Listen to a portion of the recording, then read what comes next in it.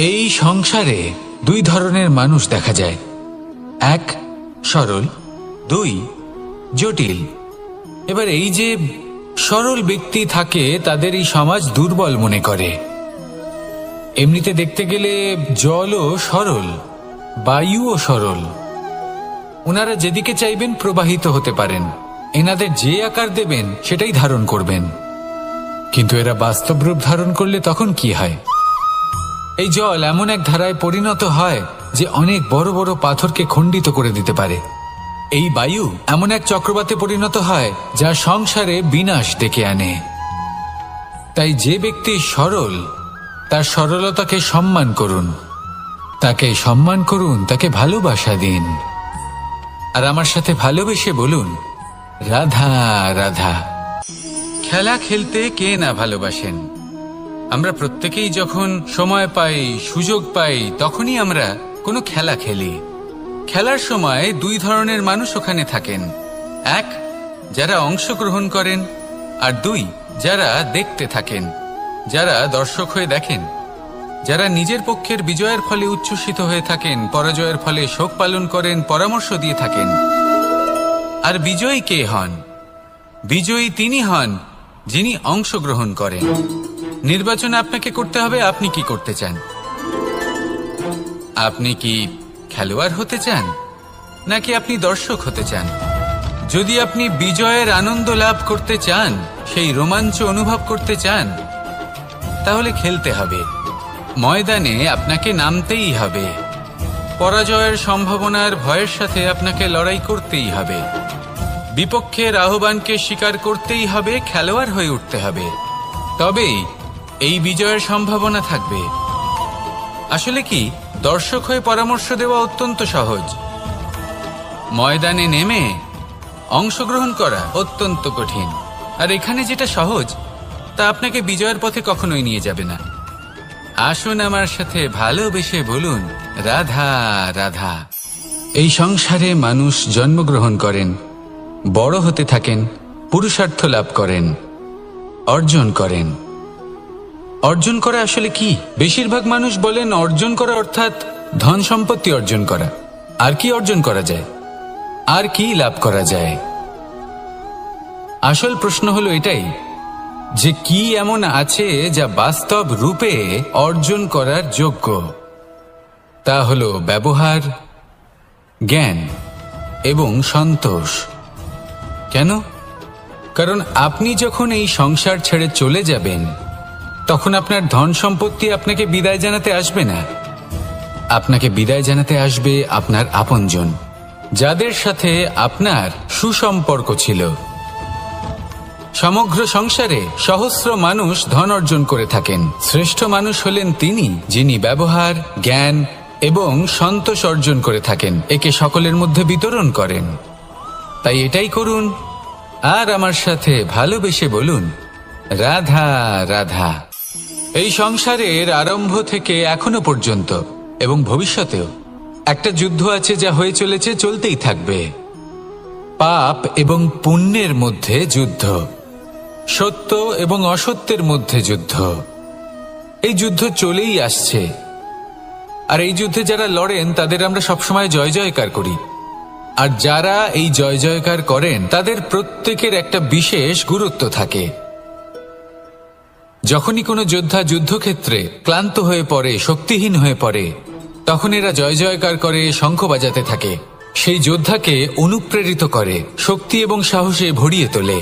আর তখন সেই যোদ্ধা সেই যুদ্ধকে এগিয়ে নিয়ে যেতে পারে। যখন শ্রীরাম লঙ্কা যাত্রা করার জন্য সেতু তৈরি করছিলেন, তখন একটা ছোট্ট মিষ্টি কাঠবিড়ালি নিজের মুখে মাটির টুকরো বয়ে নিয়ে গিয়ে তার সাধ্যমতো তাকে সাহায্য করছিল। শ্রীরাম দেখলেন এবং বললেন যে ও তো সবার মনোবল বৃদ্ধি করছে, সবাইকে প্রেরিত করছে। ও বলল যে আমি এত ছোট হয়েও যদি এই কাজ করতে পারি, তাহলে আপনারা সবাই কেন পারবেন না? এটাই হলো সেই সকলের মাহাত্ম্য, যারা জয় জয়কার করেন, অনুপ্রেরিত করেন, সাহস যোগান। ওনারা সেই ব্যক্তি যারা একজন যোদ্ধার মধ্যে যুদ্ধকে জয় করার শক্তি প্রদান করেন। আসুন আমার সাথে ভালোবেসে বলুন, রাধা রাধা। সংসারে আমাদের জীবনে যখন কোনো সুখ বা দুঃখ আসে, তার জন্য আমরা কাউকে না কাউকে অবশ্যই দায়ী করে থাকি, তাই না?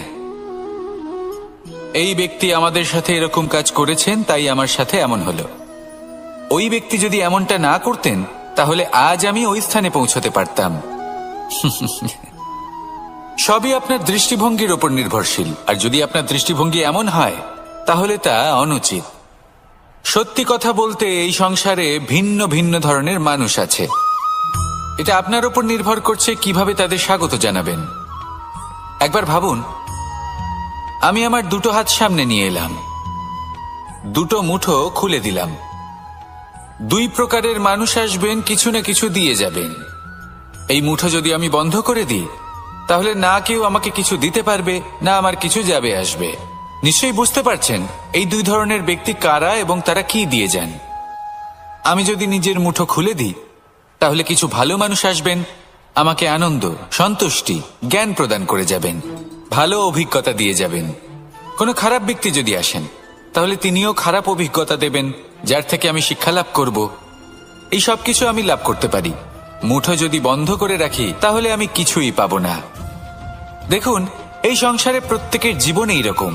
প্রত্যেকের জীবনে সবকিছুই আছে, ভালো খারাপ দুই মানুষই আছে। ভালো অভিজ্ঞতা আছে, খারাপ অভিজ্ঞতা আছে। নির্ভর করছে আপনার ওপর যে আপনি কি করবেন, এনাদের স্বাগত কিভাবে জানাবেন, কার থেকে কি বুঝবেন, কি শিখতে পারবেন, আর কোন দৃষ্টিভঙ্গি নিয়ে অগ্রসর হবেন। এটাই নির্ধারণ করবে যে আপনার জীবন কেমন হবে। আসুন আমার সাথে ভালোবেসে বলুন, রাধা রাধা। এটা হলো একটা সাদা পাতা। এবার এতে আমি যাই লিখব, সেটাই এর অস্তিত্ব হবে। এতে আমি প্রেমের কিছু কথা লিখে একে প্রেমপত্র বানিয়ে তুলতে পারি। মাতা পিতার জন্য একটা শুভ সংবাদ লিখতে পারি। শত্রুর বিষয়ে সতর্ক করব বলে সেনাকে একটা সংবাদ লিখতে পারি। দ্বারকাবাসীর জন্য কোনো সংবাদ পাঠাতে পারি। যাই লিখব, এই পত্র সেটাই হয়ে উঠবে। সেই রকমই হলো আমাদের জীবন। আমরা যেমন কর্ম আমরা করব, আমাদের অস্তিত্ব এবং ব্যক্তিত্ব ঠিক তেমনই হয়ে উঠবে। যদি আপনি একটা অসাধারণ, উজ্জ্বল এবং সম্মানজনক জীবনযাপন করতে চান, তাহলে তার একটা রহস্য আপনাকে বলি।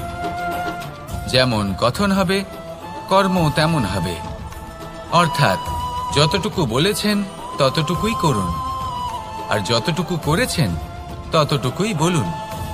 এই একটা নিয়ম যদি আপনারা পালন করেন, তাহলে এই সংসারের সমস্ত পণ্ডিত আপনাকে অবশ্যই সম্মান করবেন।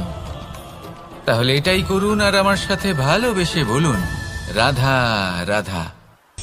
কখনো কোনো পাখিকে দেখেছেন? যখন সে প্রথমবার উড়তে চেষ্টা করে, সে বাসা থেকে মাটিতে পড়ে যায়, কিন্তু সে হার মানে না। চেষ্টা করতে থাকে, করতেই থাকে, ডানা ঝাপটাতে থাকে, আর তারপর সে উড়তে শেখে। গোল শালগ্রাম শিলাকে দেখুন, পর্বত থেকে খসে পড়ে, ধাক্কা খায়, জলের প্রবাহ দ্বারা ঘর্ষিত হয়, তারপরে তা শালগ্রামে পরিণত হয়। ভেবে দেখুন, যদি কোনো পাখি প্রথমবার উড়তে গিয়ে এটা ভাবে যে না না, যদি আমি পড়ে যাই তবে, আমার যদি আঘাত লাগে তবে, আর যদি ভয়ের কারণে সে শুরুই না করতে পারে, চেষ্টাই না করে, তাহলে কি সে উড়তে শিখবে? কখনোই নয়। এটাই আমাদের শিখতে হবে, প্রারম্ভ করতে হবে। তা অত্যন্ত গুরুত্বপূর্ণ। যখন আমরা কিছু শুরু করি তখন ভয় করে, কিন্তু যদি এটা না করেন, জীবনে কখনো সামনে এগোতেই পারবেন না।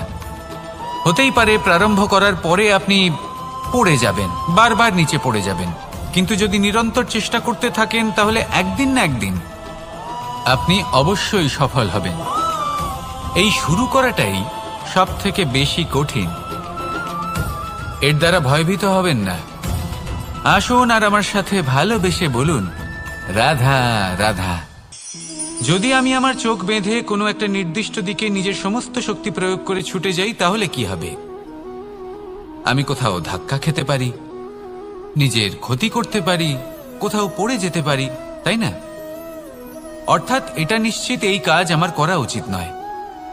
কিন্তু আজকের দিনে প্রত্যেকটা মানুষ এই কাজই করছেন, তাই না? কোনো কাজ করার পূর্বে সেই কাজের বিষয়ে সম্পূর্ণ তথ্য কোথায় সংগ্রহ করছেন? শুধু এটুকু জানেন যে এই কাজটা করলে কত ধন অর্জন করবেন আর কত নাম হবে, আর ব্যাস সামনে এগিয়ে যান। এটা উচিত নয়। পূর্ণরূপে যে কোনো কাজ করার আগেই সেই কাজের বিশ্লেষণ করে নেওয়া উচিত, তা বুঝে নেওয়া উচিত এবং সেই বিষয়ে অবশ্যই খেয়াল রাখা উচিত যে আপনার শরীর এবং আপনার মন এই কাজ করার জন্য কি প্রস্তুত রয়েছে। যদি তা না হয় তাহলে প্রথমে নিজেকে শুধরে নিন, তারপরে সেই কাজ করুন। যদি এইভাবে জীবনে সামনে এগোন তাহলে সাফল্যের সম্ভাবনা জীবনে অনেক বেশি বেড়ে যাবে। তাহলে এটাই করুন আর আমার সাথে ভালোবেসে বলুন, রাধা রাধা। এই সংসারের সব থেকে বড় যোদ্ধা কে? কেউ বলবেন অর্জুন, কেউ বলবেন ভীম, কেউ বলবেন হনুমান আদি ইত্যাদি। কিন্তু এই সংসারের সব থেকে বড় যোদ্ধা আপনার মনের ভেতরে আছে,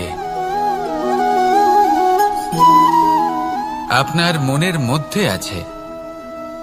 সেই ব্যক্তি সব থেকে উঁচুতে পৌঁছতে পারেন যিনি নিজের অন্তরের খামতি বুঝতে পারেন, নিজের দোষ বুঝতে পারেন, তার সাথে লড়াই করেন এবং তার উপর বিজয় লাভ করেন। যে ব্যক্তি এটা শিখতে পারেন, যে ব্যক্তি এটার উপর জয়লাভ করতে পারেন, তিনি হলেন সব থেকে বেশি শক্তিশালী, সব থেকে বেশি বীর এবং সব থেকে বেশি পরাক্রমী ব্যক্তি। আমরা সকলে এই সংসারকে পাল্টাতে চাই। তার জন্য প্রথম পদক্ষেপ আপনাকে নিতে হবে, নিজেকে দোষমুক্ত করতে হবে। যদি মানুষ নিজের অন্তরের দোষ বুঝতে পারেন এবং নিজেকে দোষমুক্ত করতে পারেন তাহলে এই সংসার নিজে থেকেই দোষমুক্ত হয়ে যাবে, তাই না? তাহলে নিজেকে দোষমুক্ত করুন আর আমার সাথে ভালোবেসে বলুন, রাধা রাধা। মানুষের জীবন সবসময় ন্যায় আর অন্যায়ের মাঝে ঘুরপাক খেতে থাকে। প্রত্যেক মানুষের মনে হয় কোথাও না কোথাও তার সাথে অন্যায় হচ্ছে। কেউ বলেন যে ভাগ্য আমার সাথে অন্যায় করেছে, কেউ আবার বলেন এই সংসার আমার সাথে অন্যায় করেছে। আর প্রত্যেকেই ন্যায় বিচার চাইতে বৈঠক দাবি করে বসেন। কখনো এই বিচার গৃহে যান, আবার কখনো ওই বিচার গৃহে। যদি সত্যি কথা বলি, এই সংসারের সব থেকে বড় বিচার গৃহ আপনার কাছেই রয়েছে, আপনার মন। আপনার মনই হলো সব থেকে বড় বিচার গৃহ। এ খুব ভালো করেই জানে কি শুদ্ধ আবার কি অশুদ্ধ, এর শুভ অশুভর জ্ঞান রয়েছে, এ সব জানে। দেখতে গেলে প্রত্যেকটা মানুষ যদি নিজের মনের কথা শোনেন তাহলে তিনি ভালোভাবেই বুঝতে পারবেন তিনি কি উচিত করেছেন আর কি অনুচিত। দিনে একবার রাত্রের নিদ্রায় যাওয়ার পূর্বে নিজের সাথে বসুন, চোখ বন্ধ করুন আর বিচার করুন আজ আপনি কি উচিত করেছেন আর কি অনুচিত। আপনার মন সঠিক বিচার তখনই করে দেবে। আসুন আমার সাথে ভালোবেসে বলুন, রাধা রাধা। আপনি কখনো কোনো পাথরের বুক চিরে বয়ে চলা কোনো নদী দেখেছেন? পাথর নদীর সামনে নত হয়ে যায়, তাকে বাধা দিতে চেষ্টা করে কিন্তু কখনো বাধা দিতে পারে না। এই নদী হলো ততটাই শক্তিশালী, কিন্তু এর আরম্ভ কোথা থেকে হয়? দূরে কোথাও কোনো পর্বতের চূড়াতে এক বিন্দু জল ঝরে পড়ে আর তার সাথে হিম গলিয়ে দেয়। তারপর জলের শক্তি বৃদ্ধি পায়, তারপর অনেক বিপদের সম্মুখীন হয় আর অনেক ধরনের বাধা সে অতিক্রম করে। তার শক্তির এতটাই বৃদ্ধি হয় যে তাকে বাধা দেওয়া একেবারেই অসম্ভব ব্যাপার হয়ে যায়। দেখুন, নদী তো মহান বটেই, কিন্তু তাকে মহান করে তুলেছে কে? সেই সকল বিপদ যার থেকে ও কখনো পালায়নি। সেইভাবেই আমাদেরও বিপদ থেকে পালিয়ে গেলে হবে না, তার সম্মুখীন হতে হবে সাহসের সাথে, পূর্ণ শক্তি প্রয়োগ করে। তবেই আমরা শিখতে পারবো, তবেই আমরা সামনে এগোতে পারবো। যদি আপনি জীবনে কুন্দন হয়ে উঠতে চান তাহলে জ্বলন সহ্য করতেই হবে। আসুন আমার সাথে ভালোবেসে বলুন, রাধা রাধা। এ হলো গোলাপ ফুল, একে আমরা সকলেই চিনি। সমগ্র সংসার ভালোবাসে এই পুষ্পকে। এই ফুল দেখতেও সুন্দর। সব থেকে বেশি গুরুত্বপূর্ণ কথা হলো এর সুগন্ধ। যা দূর দূরান্ত থেকে ব্যক্তিদেরকে আকৃষ্ট করে। এই সুন্দর পুষ্প একটু মন দিয়ে দেখলেই দেখা যায় এর নিচে কাঁটা রয়েছে। এই সংসার বলে, এ প্রকৃতির কেমন রচনা, এত কোমল পুষ্প, এটা কি তীক্ষ্ণ কাঁটা সহ প্রস্ফুটিত হয়? এটাই হলো জীবনের সত্য। আমাদের অন্তরের সদ্গুণ, সেগুলিও এই ফুলের মতোই সুন্দর। সংসার এর সৌন্দর্য দেখতে পায়, এর সুগন্ধ চতুর্দিকে ছড়িয়ে পড়ে। কিন্তু এই সদ্গুণ জাগ্রত করে তোলার জন্য কঠোর পরিশ্রম করতে হয়, প্রতিনিয়ত চেষ্টা করে যেতে হয়। তাই জন্য যদি আপনি জানেন আপনার পথ উচিত কিন্তু তা কাঁটায় পরিপূর্ণ, তাহলে থামবেন না, চলতে থাকুন। একবার যদি অন্তরের সদ্গুণ জাগ্রত হয়, তাহলে এই সংসার এর সৌন্দর্য দেখবে আর সুগন্ধে আকর্ষিত হয়ে আপনার কাছে আসবে। এই মন, এই জীবন প্রসন্ন হয়ে বলবে, রাধা রাধা। মোহনের বাঁশির এই সুর, এই সঙ্গীত কার না পছন্দ হয়, সবারই খুব ভালো লাগে। এবার এই সুর আসে কোথা থেকে? কেউ বলবেন কৃষ্ণের হৃদয় থেকে। সত্য কথা, এই সুর হৃদয় থেকে নির্গত হয় এবং প্রকট হয় এই বাঁশি থেকে। এই বাঁশিটাকে দেখুন, এই ছিদ্রগুলি দেখুন, প্রত্যেকটা সুর থেকে নিজস্ব একটা স্বর নির্গত হয়। এবার যে ব্যক্তি এই সমস্ত সুর এবং স্বর বুঝতে পারেন, এতে নিপুণ, তিনি এই বাঁশির দ্বারা যে সুর নির্গত করবেন তা তো মধুর অবশ্যই হবে। এবার জীবনের সাথেও কিছুটা এরকমই ঘটে। জীবনের কিছু নীতি থাকে, অর্থ, কুটুম্ব এবং আধ্যাত্মিক।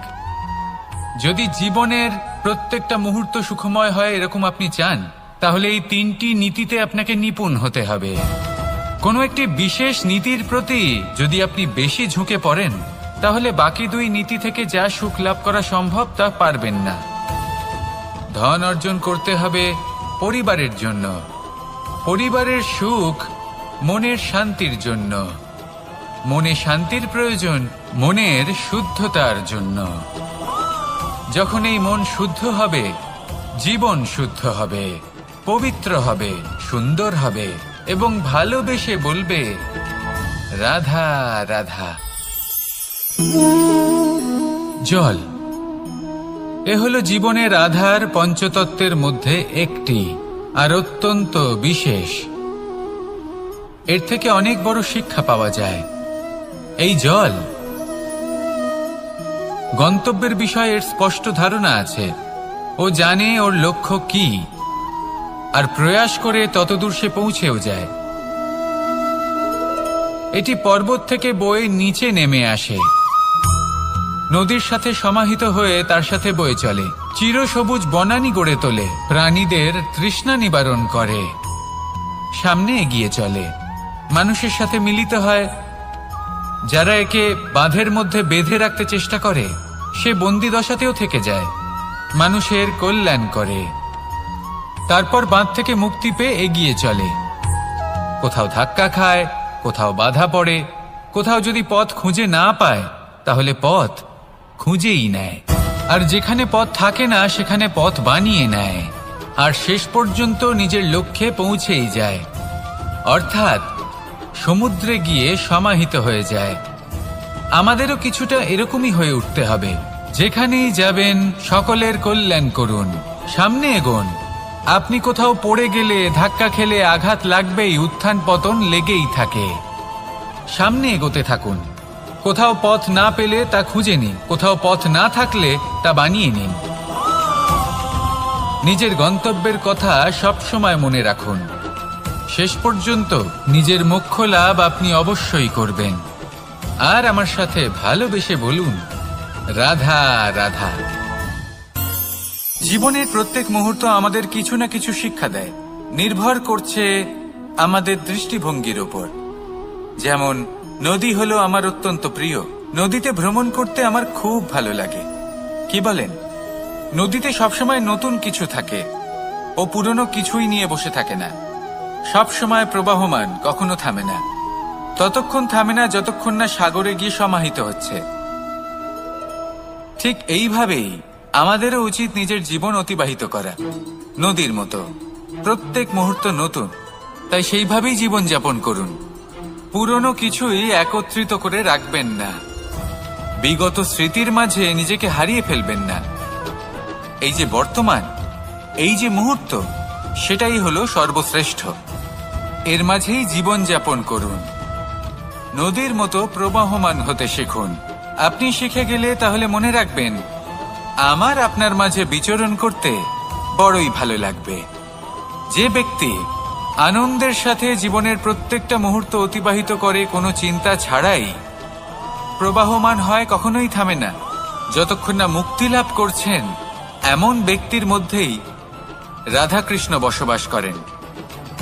তাহলে আসুন আমার সাথে ভালোবেসে বলুন, রাধা রাধা। আমাদের জীবনে গুরুজনেরা, জ্ঞানী মানুষজন সবসময় একটা কথা বলেন, ধৈর্য ধরো। শুধুমাত্র দুটো শব্দ, কিন্তু কতটা বিশাল সেটা বোঝার চেষ্টা করুন। ছোট একটা অস্ত্র হাতে নিন এবং একটা বিশাল পর্বতে নিরন্তর প্রহার করতে থাকুন, ধৈর্য ধরে সেই কাজ করতে থাকুন। এমন একদিন আসবে, এই বিশাল পর্বতে আপনি একটা পথ তৈরি করবেন। কোনো ধনুর্ধর যখন নিজের বিদ্যা অর্জন করেন, তখন তাকেও ধৈর্য ধরতে হয়, তার নিজেকে সময় দিতে হয়, তবেই সে ধনুর্বিদ্যা শিখতে পারে। সেইভাবে আমাদের জীবনেও ধৈর্য ধরার খুব প্রয়োজন। পরিবারে ধৈর্য রাখতে পারলে তাহলে আস্তে আস্তে দেখবেন প্রেম বৃদ্ধি পাচ্ছে। সমাজে যদি ধৈর্য রাখতে পারেন, তাহলে আস্তে আস্তে এই সমাজ আপনাকে সম্মান করবে। যদি নিজের জীবনে ধৈর্য রাখতে পারেন, তাহলে নিজে থেকেই আত্মবিশ্বাস বাড়বে, নিজের বিকাশ হবে। জীবনে সবই সম্ভব যদি ধৈর্য রাখতে পারেন। হয়তো আস্তে আস্তে হবে, কিন্তু হবে অবশ্যই। শুধু ধৈর্য রাখুন, কারণ ধৈর্যই সব থেকে বড় পুঁজি। আসুন আর আমার সাথে ভালোবেসে বলুন, রাধা রাধা। আমাদের জীবনে যখনই আমরা কোনো বড় দায়িত্বের সম্মুখীন হই, তখন আমরা তার থেকে দূরে পালাই, আর এই অজুহাত দিই যে না না, এত বেশি ভার বহন করার যোগ্যতা আমার নেই, আমি করতেই পারবো না। দেখুন, এই সংসারে ভিন্ন ভিন্ন ধরনের গাছ আছে, ছোট গাছ, বড় গাছ, কিন্তু বটগাছের মতো বড় এবং নিবিড় গাছ আর একটাও নেই। সে নিঃস্বার্থভাবে এই সংসারকে সেবা করে যায়, ছায়া প্রদান করে, শীতলতা প্রদান করে। আর যখন এমন সময় আসে যখন তার ওপর বোঝা অত্যন্ত বেড়ে যায়, সে কিন্তু কোনোভাবেই ভেঙে পড়ে না। তখন সে নিজের নিঃস্বার্থ কর্মের ফল লাভ করে, সেই নিঃস্বার্থ কর্ম যা সে করেছে। তার দেহ থেকে ছোট ছোট ঝুড়ি বার হয় এবং তা কাণ্ডের আকার ধারণ করে। সেই কাণ্ড মাটির কাছে পৌঁছয় এবং তারপর তা বটগাছের সহায়ক হয়ে ওঠে, সে ভেঙে পড়ে যায় না। এইভাবে আপনিও জীবনে নিঃস্বার্থভাবে সবার সেবা করুন, ভালোবাসুন, সবাইকে সাহায্য করুন। যেদিন আপনার ওপর বোঝা অত্যন্ত বেড়ে যাবে, সেদিন এই সব মানুষ আপনাকে সাহায্য করার জন্য আসবেন, আপনার শক্তি হয়ে উঠবেন, আর আপনি বটগাছের মতোই মহান এবং বিশাল হয়ে উঠবেন। আসুন আর আমার সাথে ভালোবেসে বলুন, রাধা রাধা। একটা শব্দ আছে, পরিস্থিতি। অনেক মানুষের মুখে আমরা এই শব্দ শুনি। জীবনে যখন অসফল হই, দুঃখ আসে, সংকট আসে, কোনো বিপদ ঘনিয়ে আসে, তখন সমস্ত দোষ আমরা পরিস্থিতির ওপর চাপিয়ে দিই, আর দেখতে গেলে কোথাও না কোথাও ঠিকই করি। এই পরিস্থিতি প্রত্যেক দিনের মতো পাল্টাতে থাকে, কিন্তু এই দিন, এই রাত, এমন কেউ আছেন যিনি এর ওপরেও নিয়ন্ত্রণ সাধন করেন, আর তিনি হলেন সূর্য। ঠিক সেই রকমই আমাদের জীবনেও সূর্য হলো এই মন। যদি এই মনের উপর আমরা নিয়ন্ত্রণ করতে পারি, তাহলে আমরা জীবনকেও নিয়ন্ত্রণ করতে পারব। প্রথমে এই মনের রাজা হয়ে উঠতে হবে। তাই মনে রাখবেন, যদি মন দুর্বল হয়, তাহলে পরিস্থিতি আমাদের সমস্যা বলে মনে হবে। এই মন যদি স্থির হয়, পরিস্থিতি প্রতিস্পর্ধা বলে মনে হবে। আর এই মন যদি শক্তিশালী হয়ে ওঠে, তাহলে যে কোনো পরিস্থিতি আপনার কাছে একটা সুযোগ মাত্র, এমন এক সুযোগ যাতে অগ্রসর হয়ে আপনি মহান হয়ে উঠতে পারেন। এই মনের শক্তির বৃদ্ধি ঘটান, মহান হয়ে উঠুন, আর আমার সাথে ভালোবেসে বলুন, রাধা রাধা। খুব সুন্দর একটা কাহিনী আছে। একবার এক ব্যক্তি নিজের অসফলতার জন্য ত্রস্ত হয়ে সময় দেবতার তপস্যা করতে বসলেন। উনি তপস্যা করলেন এবং সময় দেবতা প্রসন্ন হলেন, মানুষের রূপ ধারণ করে ওনার সামনে প্রকট হলেন। এবার সেই ব্যক্তি ওনাকে জিজ্ঞেস করলেন যে কি এমন আছে যার জন্য আপনি বারবার জয়ী হন আর আমি চিরকাল পরাজিত হয়ে থাকি? কেন এত পরিশ্রম করা সত্ত্বেও আমি সাফল্য লাভ করতে পারি না?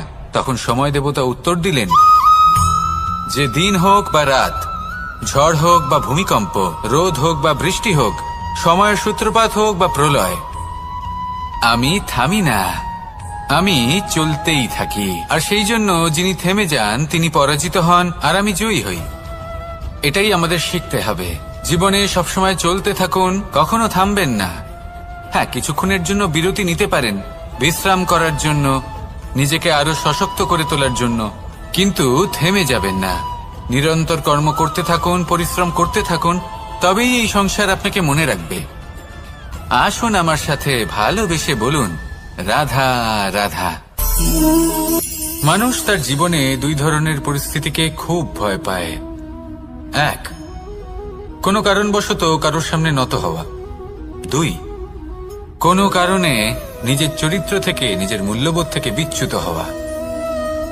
এবার কেন হয় এরকম যে কথায় কথায় কারোর সামনে নত হতে হয়? কেন বারংবার নিজের চরিত্র থেকে চ্যুত হতে হয়? এরকম কেন হয়? এটা তখনই হয় যখন আমাদের শিক্ষা এবং মূল্যবোধের অভাব থাকে।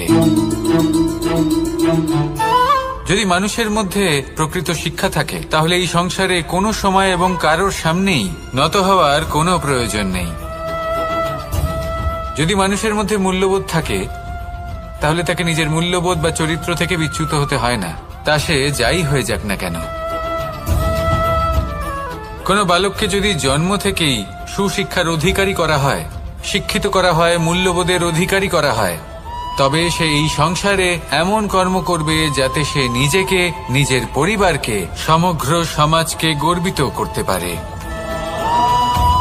শিক্ষা লাভ করুন, মূল্যবোধ লাভ করুন এবং আমার সাথে ভালোবেসে বলুন, রাধা রাধা। আমাদের সকলের জীবনে একটা লক্ষ্য থাকে যেটা আমরা লাভ করতে চাই। ঠিক যেন একটা প্রতিস্পর্ধা বিদ্যমান যে কে সব থেকে আগে নিজের লক্ষ্যে পৌঁছতে পারবে।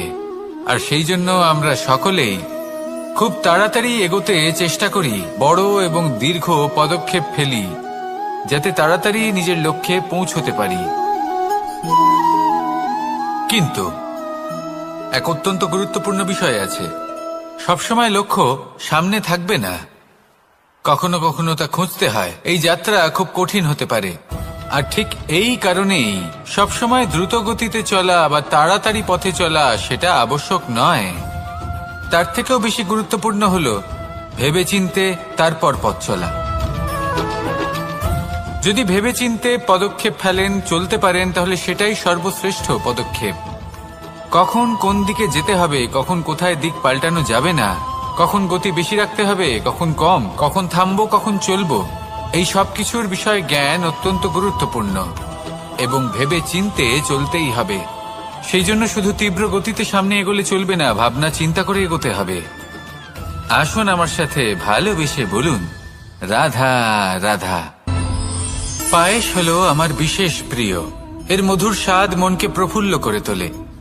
ছোটবেলায় মা আমার জন্য পায়েস বানাতেন এবং আমাকে বলতেন যে গরম থাকতে থাকতে খেয়ে নে কানাই, ঠান্ডা হয়ে গেলে ভালো লাগবে না।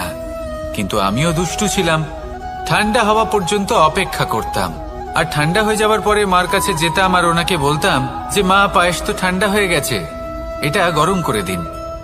তখন মা হাসতেন আর বলতেন যে পায়েস না হয় আমি আবার গরম করে দেব কানাই, কিন্তু এর মধুর স্বাদ, সেই মিষ্টত্ব, সেই সুবাস সেটা আবার ফিরে আসবে না। কথাটা সত্যি। আর এই সত্যটাই আমাদেরও জীবনের সত্য। আমাদের জীবনের মধুর সম্পর্কগুলি এতে যখন কটুভাব প্রবেশ করে তখন সেই মিষ্টত্ব ফিরিয়ে আনা প্রায় অসম্ভব ব্যাপার হয়ে যায়। আপনি চেষ্টা করে সেই সম্পর্ক ঠিক করতেই পারবেন, তার জন্য অগাধ পরিশ্রম করতে হবে, কিন্তু আবার সেই মিষ্টত্ব কখনো ফিরে আসবে না। সেই জন্য আপনার জীবনের যে মধুর সম্পর্ক আছে যতটা সম্ভব চেষ্টা করুন তাতে মিষ্টত্ব বজায় রাখতে। কটুভাব আসতে দেবেন না। আসুন আর আমার সাথে মধুর স্বরে বলুন, রাধা রাধা। শব্দ শব্দ আসলে কি? শুধুই কয়েকটি অক্ষরের সমষ্টি, নাকি আমাদের বাণী? এই শব্দ এমন এক শক্তি যা কাউকে এই নিজের বশবর্তী করে ফেলতে পারে। শব্দ এমন এক অস্ত্র যা কাউকে ক্ষত বিক্ষত করে দিতে পারে। এই শব্দ হলো একটি নাদ স্বরূপ যা কোনো ঘুমন্ত ব্যক্তিকেও জাগিয়ে তুলতে পারে এবং নিজের লক্ষ্যের দিকে অগ্রসর করতে পারে। শব্দে এত শক্তি আছে যে কারোর মনে এতটা আঘাত দিতে পারে যে সে হয়তো জীবনে আর কখনো এগোতেই পারল না।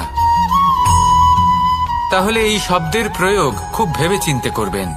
এবং এই শব্দের মতোই হলো নীরবতা। অনেক সময় এই নীরবতা আমাদের সহায়ক হয়ে ওঠে। অনেক সময় এটা আমাদের অনুশোচনাকে অনেক বেশি বাড়িয়ে তুলতে পারে। ভীষ্ম পিতামহ, অঙ্গরাজ কর্ণ যখন দ্রৌপদীর বস্ত্রহরণ হচ্ছিল তখন এনারা নীরব ছিলেন। দুর্যোধনের বিরোধিতা করেননি, ওকে বাধা দেননি। আর তারপর কি হলো সেটা আপনারা সকলে জানেন। দেখতে গেলে নীরবতা চুপ করে থাকা, কিন্তু যদি কোনো দুষ্টের সামনে চুপ করে থাকেন, যদি তার বিরোধিতা না করতে পারেন, তাহলে এই নীরবতাই অনেক বড় পাপের আকার ধারণ করে। মনে রাখবেন আর আমার সাথে ভালোবেসে বলবেন, রাধা রাধা। আভূষণ। কার না ভালো লাগে এই আভূষণ? আমরা পরিশ্রম করি, ধন অর্জন করি আর আভূষণ কিনে থাকি, কখনো নিজের জন্য, কখনো বা তাদের জন্য যাকে আমরা ভালোবাসি, বা তাদের জন্য যাকে আমরা সম্মান করি। হয়তো সেই জন্যই সীতা চূড়ামণি ধারণ করেছিলেন এবং আমি সামন্তকমণি। কিন্তু এটাই কি সেই প্রকৃত আভূষণ যা আপনার মূল্য বৃদ্ধি করে? না। শ্রীরামের আভূষণ হলো ওনার নম্র ভদ্র ব্যবহার। মাতা সীতার আভূষণ হলো ওনার সততা, ওনার নিষ্ঠা, ওনার ত্যাগ। অর্জুনের আভূষণ ছিল ওনার একাগ্রতা। রাধার আভূষণ ওনার প্রেম। এই আভূষণ কোথাও নেই, আপনার মনে আছে। যদি আপনার মনে মিষ্টতা থাকে, তা শান্ত হয়, তাতে সততা থাকে, নিষ্ঠা থাকে এবং প্রেম থাকে, তাহলে আপনার অন্য আর কোনো আভূষণের কোনো প্রয়োজন নেই। আপনি যতই ভিড়ের মাঝে থাকুন, আপনার ঔজ্জ্বল্য চোখে পড়বে। আসুন আর আমার সাথে ভালোবেসে বলুন, রাধা রাধা। এই সংসারের সবথেকে বড় সত্যি হলো জন্ম এবং মৃত্যু, কিন্তু আরো বড় একটা সত্য আছে, মিত্র এবং শত্রু, যা আমাদের সকলের জীবনে থাকে। মিত্র সে যে আমাদের সঙ্গ দেয় এবং সংসারের সবথেকে উঁচু শিখরে আমাদের নিয়ে যায়, এবং শত্রু সে যে যে কোনো মুহূর্তে যে কোনো শিখর থেকে আমাদের নিচে ফেলে দিতে পারে। এবার বিচিত্র ব্যাপার হলো এটাই যে আমরা নিজেরাই এদের সাথে নিয়ে চলি, নিজেরাই এদের পালন করি। তা কি করে? প্রথমে বুঝুন এই মিত্র এবং শত্রু কারা। আপনার নিজের মন, আর কেউ নয়। এই মনই হলো মিত্র যখন তাতে ভারসাম্য বজায় থাকে, তা নিয়ন্ত্রিত থাকে, তা পবিত্র হয়। কিন্তু যদি এই মন অনিয়ন্ত্রিত হয়ে পড়ে, যদি আপনাকে সে নিয়ন্ত্রণ করতে শুরু করে, তখন সেই আপনার সবথেকে বড় শত্রু হয়। সেই জন্য এই মনের ওপর নিয়ন্ত্রণ রাখতে শিখুন, এতে ভারসাম্য বজায় রাখতে শিখুন, তাহলে আপনি এমন এক বন্ধুকে পাবেন যে আপনাকে এই সংসারের শিখরে পৌঁছে দেবে। আসুন আমার সাথে ভালোবেসে বলুন, রাধা রাধা। ঈশ্বর আসলে কে? সংসারের বেশিরভাগ মানুষের কাছে ঈশ্বর হলেন এই সংসারের রচয়িতা, পালনকর্তা। কারোর কাছে উনি জ্ঞাতা, কারোর কাছে উনি হলেন আস্থার প্রতীক, আবার কারোর জন্য শুধুমাত্র অন্ধ বিশ্বাস। কিন্তু এই ঈশ্বর কি কোনো শরীর, নাকি একটা বোধ, নাকি শুধুই শ্রদ্ধা? ঈশ্বর হলেন তিনি যিনি হলেন আপনার ইষ্ট। সেই জন্যই তো গুরু, মাতা, পিতা এনাদেরও ঈশ্বরই বলা হয়েছে। যাদেরকে আমরা ঈশ্বর বলে মনে করি, যারা আমাদের ইষ্ট, তারা আমাদের একটি পথ দেখান, একটি দিকে চালিত করেন। সেই পথে চলে আপনি শুভ কর্ম করতে পারেন। আর যখন কোনো ব্যক্তি তার ঈশ্বরের আদেশ পালন করেন, তখন সে নিজে থেকেই শুভ পথে অগ্রসর হয়ে যান। বেশ কয়েকজন মানুষ ঈশ্বরের ওপর আস্থা রাখেন এবং ভাবেন যে অনুচিত কোনো কাজ করা উচিত নয়, ঈশ্বর দেখছেন। ওনারা ভয় পান যে কোনো অনুচিত কর্ম করলে কে জানে তার পরিণাম কি হবে। এমন অনেক ব্যক্তি রয়েছেন যারা ঈশ্বরকে বিশ্বাস করেন এবং জানেন যে ঈশ্বর তাদেরকে দেখছেন। তাই যে যে শুভ কর্ম ওনারা করেছেন তার ফল তারা অবশ্যই পাবেন। এবার আপনি ভয় পেয়ে ঈশ্বরকে বিশ্বাস করবেন, নাকি বিশ্বাসের দ্বারা ঈশ্বরকে বিশ্বাস করবেন, সেই সিদ্ধান্ত আপনারই। কিন্তু হ্যাঁ, যদি আপনার মনে ঈশ্বরের জন্য কোনো স্থান থাকে, যদি আপনার কোনো ইষ্ট থাকেন, যদি আপনি কাউকে ঈশ্বর মনে করেন, যার প্রত্যেক আদেশ আপনি পালন করে থাকেন, তাহলে বলি ঈশ্বর কখনো আপনাকে অনুচিত পথে চালিত করবেন না। আসুন আমার সাথে ভালোবেসে বলুন, রাধা রাধা। এই সংসারে ভিন্ন ভিন্ন ধরনের গাছ আছে, অসংখ্য ধরনের প্রজাতি আছে। কিছু গাছ পাতা দিয়ে থাকে, কিছু ফুল, কিছু ফল। কেউ ছায়া প্রদান করে, কেউ শীতলতা প্রদান করে, কেউ নিজেকে খুব কষ্ট দিয়ে এই সংসারের বিকাশে সহায়ক হয়ে ওঠে। কিন্তু এই সবার মধ্যে একটা বিষয় কিন্তু সমান। এরা প্রত্যেকেই পাতা ছাড়া, ফুল ছাড়া, ফল ছাড়া জীবিত থাকতেই পারে, কিন্তু কোনো বৃক্ষই শিকড় ছাড়া বেঁচে থাকতেই পারে না। এটাই হলো রাধার। ঠিক সেইভাবেই আমাদের জীবনে শক্তি হোক, ধন হোক বা সাফল্য হোক, আমাদের বা আমাদের পরিবারের প্রসন্নতাই হোক, এই সব কিছুর আধার হলো, সবকিছুর মূল হলো পরিশ্রম। তাই জীবনে চিরকাল পরিশ্রম করতে থাকুন। যদি আপনি জীবনে মহান হবার পথে অগ্রসর হতে চান, তাহলে পরিশ্রম করুন। এই পরিশ্রম দ্বারাই নিজের পরিবারকে প্রসন্ন করুন, নিজের বন্ধুদের প্রসন্ন করুন, এই সমাজকে গর্বিত করুন। আসুন আমার সাথে ভালোবেসে বলুন, রাধা রাধা। কখনো কোনো বাগানের কোনো বৃক্ষকে দেখেছেন যেখানে সুগন্ধি ফুল থাকে, রসালো ফল থাকে? তখন মন প্রফুল্ল হয়ে ওঠে, মন থেকে সেই বৃক্ষের প্রতি ভালোবাসা জন্মায়। কিন্তু যিনি বাগানের মালিক, শুধুমাত্র তিনিই জানেন যে কিভাবে এই বৃক্ষকে আগলে রাখতে হয়, কিভাবে তার পরিচর্যা করলে এতে সুন্দর সুগন্ধি ফুল হবে, রসালো ফল হবে। কখনো কখনো প্রয়োজনের থেকে বেশি রোদ পেলে এই বৃক্ষগুলি শুকিয়ে যায়, প্রয়োজনের থেকে কম রোদ পেলেও এই বৃক্ষ কিন্তু শুকিয়ে যায়। প্রয়োজনের থেকে কম জল যদি পায়, এই বৃক্ষ শুকিয়ে যেতে পারে। প্রয়োজনের থেকে অতিরিক্ত জল যদি পায়, তখনও এই বৃক্ষের শিকড়গুলি নষ্ট হয়ে যেতে পারে। এবার এটাই কিন্তু আমাদের সংসারের সাথেও হয়। আমাদের সংসারের সকল প্রতিভাশালী ব্যক্তি, যেমন লেখক, বিচারক, প্রবক্তা, যোদ্ধা, এদের সবার ক্ষেত্রে এই কথাটাই প্রযোজ্য। যদি বেশি প্রশংসা করা হয়, তাহলেও এরা হারিয়ে যাবেন। প্রয়োজনের থেকে বেশি যদি নিন্দা করা হয়, তখনও তারা নত হয়ে পড়বেন। তাহলে আপনি এদের রক্ষা করুন এবং নিজেদেরও। মনে রাখবেন একটা কথা, জেনে রাখুন কখন কোন নিন্দায় আপনি লজ্জিত হবেন না, আর কখন কোন প্রশংসার দ্বারা নিজের মধ্যে অহংবোধ জাগ্রত করবেন না। এই মন সুপ্রসন্ন হয়ে বলবে, রাধা রাধা। যদি আমি কোনো বনে যাই, কোনো নির্জন বনে, সেই বনের বিষয়ে, সেই পথের বিষয়ে, গাছপালার বিষয়ে, পশুপক্ষীর বিষয়ে আমার যদি কোনো জ্ঞান না থাকে, সেই বনের ক্ষুদ্র থেকে ক্ষুদ্রতর অংশের বিষয়ে যদি আমার কোনো জ্ঞান না থাকে, তাহলে হতেই পারে সেই বনে কোথাও আমি হারিয়ে যাব। হয়তো এমনভাবে হারিয়ে যাব কোনোদিনও বাইরেই বেরোতে পারবো না। তাই সেই বনের বিষয়ে জ্ঞান লাভ করা আবশ্যক। এটাই হলো শিক্ষা। জীবনে বেশিরভাগ মানুষই কেন অসফল হন? ওনারা একটা লক্ষ্য স্থির করেন, কিন্তু সেই পথের বিষয়ে তারা পর্যাপ্ত জ্ঞান অর্জন করেন না।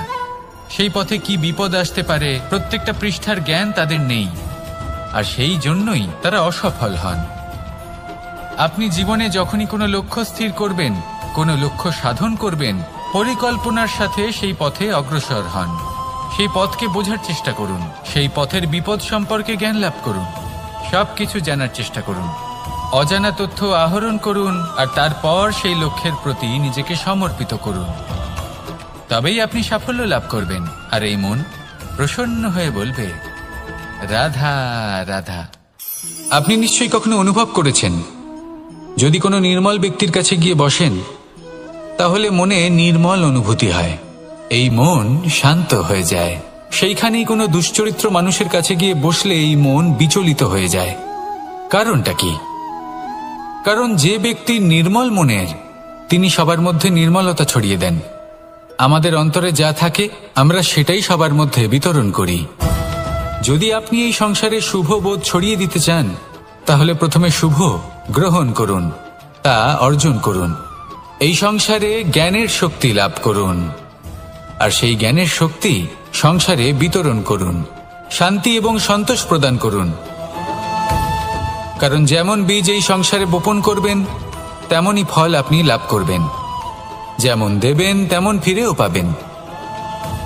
এই সংসারে জ্ঞান প্রদান করুন, শান্তি প্রদান করুন, সন্তুষ্টি প্রদান করুন। এই সংসারে ভালোবাসা বিতরণ করুন, আর এই প্রেম ভাব নিয়েই বলুন, রাধা রাধা।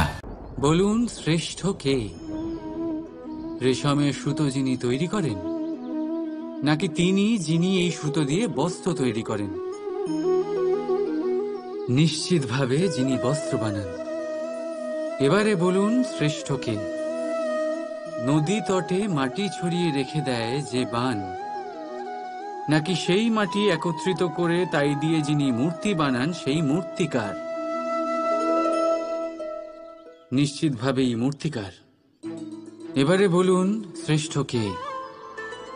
দেবতা আর দানবের সেই দল, যারা অমৃত পাওয়ার জন্য এই সংসারে হলাহল ছড়িয়ে দিয়েছে, নাকি মহাদেব, যিনি এই হলাহল নিজে পান করে নিজের কণ্ঠে ধারণ করেন? নিশ্চিতভাবেই মহাদেব সর্বশ্রেষ্ঠ। ঠিক এইভাবেই সংসারে ছোট ছোট ব্যাপারকে যারা বড় করে দেখেন, তারা শ্রেষ্ঠ হন না। কারণ ছোট ছোট খুঁটিনাটিকে দ্বন্দ্বে পরিণত করা অত্যন্ত সহজ, কিন্তু সর্বশ্রেষ্ঠ তিনিই হন যিনি নিজের বিচার বুদ্ধি দিয়ে বড় বড় যুদ্ধের অবসান ঘটান। রাধা রাধা। সংসারে সব থেকে কঠিন কাজ কি? কেউ বলবেন পর্বত আরোহণ করা, কেউ বলবেন সাঁতার কাটা, কেউ বলবেন আকাশে ওড়া। কিন্তু বাস্তবে সত্যি কি এগুলি কঠিন? আসলে যদি দেখা যায় তো এগুলি কিছুটা আলাদা। যে কাজ আমরা করতে অভ্যস্ত নই, আমরা তাকে কঠিন ভেবে নিই। যেমন সাঁতার কাটা আলাদা, পাহাড়ে ওঠার কলা আলাদা, আকাশে ওড়ার কলা আলাদা। যেমন কিছু মানুষ গণিত আর বিজ্ঞানকে কঠিন ভেবে নেয়, কিন্তু বাস্তবে এটা সাহিত্যের থেকে কিছুটা ভিন্ন, কঠিন নয়। দেখুন, এই সংসারে কঠিন কিছুই নেই, শুধু একে অপরের থেকে কিছুটা ভিন্ন। যেমন কোনো মানুষ হন, সম্পর্ক হোক, কারোর চিন্তাধারা বা বিচার বুদ্ধি হোক, কখনো কখনো আমরা বুঝতে পারি না। কারণ আমাদের চিন্তাধারা ও বিচার বুদ্ধির থেকে সেগুলি আলাদা। কিন্তু যদি এটা বুঝে নেওয়া যায় যে সেটা কঠিন নয়, একটু ভিন্ন মাত্র, তাহলে অনেক সম্পর্ক বাঁচানো যেতে পারে। রাধা রাধা। আপনি কখনো কোনো পাখি দেখেছেন? তীব্র বায়ু, ভয়ানক বর্ষা, হিংস্র জীব একাধিকবার তাদের বাসা নষ্ট করে দেয়, কিন্তু তাও সে ঝড়ের সাথে ঝগড়া করে না। সে কখনো বর্ষাকে হিংসে করে না, আর না সে হিংস্র পশুদের ওপর প্রতিশোধ নেয়। সে শুধু স্থান পরিবর্তন করে, অন্য কোনো শক্ত ডালে আবার নিজের বাসা বানাতে উদ্যোগী হয়, আর তারপর সফল হয়ে নিজের পরিবার প্রতিষ্ঠা করে। আর তারপর কিছু মাসের মধ্যেই তার ছোট সন্তানদের আকাশে ডানা মেলে উড়তে দেখা যায়। অন্যদিকে একটি সাপ প্রহারের প্রতিশোধ নেওয়ার উদ্দেশ্যে মানুষের বসতিতে প্রবেশ করে, আর শেষে সে নিজেই মারা যায়। এই শিক্ষাই আমাদের মানুষদের জন্য প্রযোজ্য। প্রতিশোধের আগুনে মানুষ স্বয়ং ভস্ম হয়ে যায়, উত্থান থেকে পতনের দিকে নিয়ে যায়। তাই যদি জীবনে উন্নতি করতে হয়, তবে পরিবর্তনের চিন্তা নিয়ে কর্ম করুন, নয়তো প্রতিশোধ আপনাকে রসাতলে তলিয়ে দেবে। রাধা রাধা। ফলটা দেখছেন আপনি? এটা সেই ফল যেটা গাছের সবচেয়ে উঁচু ডালে পাওয়া যায়, কিন্তু যখন এটা খসে পড়ে তখন এটা আকাশের দিকে যায় না যা ওপরে আছে, সে যায় সেই ভূমির দিকে যে নিচ থেকে তার দিকে তাকিয়ে থাকে। কেন?